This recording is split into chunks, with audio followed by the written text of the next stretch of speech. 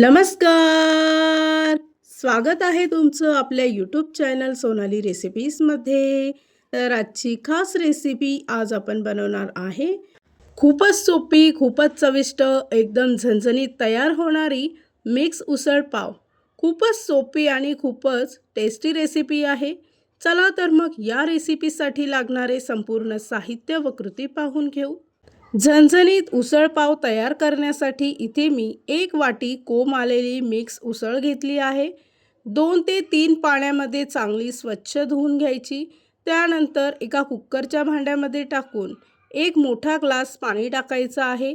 1 चमचा हळद, 1 चमचा मीठ आणि 1 चमचा तेल टाकून 2 शिट्यांमध्ये उसळ शिजवून घ्यायची. त्यानंतर त्याचा मसाला तयार करू. तर त्यासाठी एका पॅनमध्ये 1 मोठा चमचा तेल घेतला आहे. 1 चमचा धणे, 2 चमचे किसलेलं खोबरं, 1 चमचा पांढरे तीळ. सर्व साहित्य चांगलं 1 मिनिटासाठी परतवून घ्यायचं आहे. 7 ते 8 हिरवी मिरची टाकून 1 मोठा बारीक चिरलेला कांदा यामध्ये टाकून 2 मिनिटासाठी परतवून घ्यायचा आहे. त्याचबरोबर 4 ते 5 काळी मिरी, दालचिनीचा 1 तुकडा, 3 ते 4 लवंग यामध्ये टाकून परतवून घ्यायचं आहे. मसाला पूर्णपणे थंड करून घ्यायचा. त्यानंतर एका मिक्सरच्या भांड्यात टाकायचा. त्याचबरोबर एक बारीक चिरलेला टमॅटो, 7 ते 8 लसणाच्या पाकळ्या, आल्याचा 1 तुकडा, कोथिंबीर, थोडंसं पाणी टाकून याचं वाटण तयार करून घ्यायचं.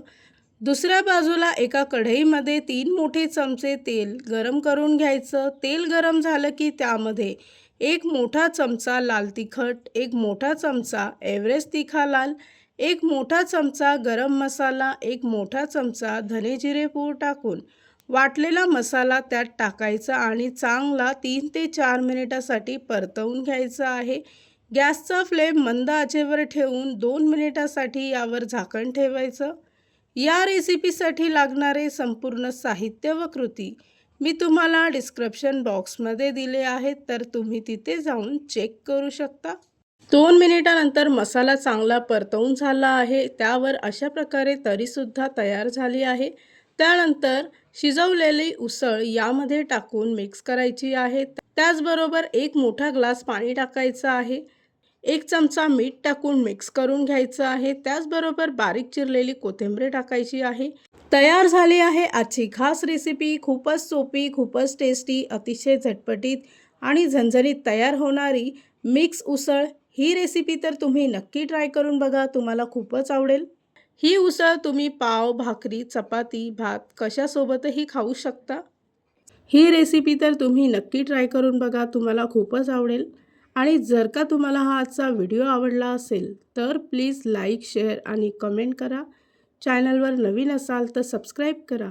सबस्क्राईब केल्यामुळे काय होईल, ज्या वेळेस मी रेसिपीचा नवीन व्हिडिओ अपलोड करेल तर त्याचं नोटिफिकेशन तुमच्या मोबाईलवर येईल. आणि पुन्हा भेटूया आपण अशीच एक रेसिपी घेऊन.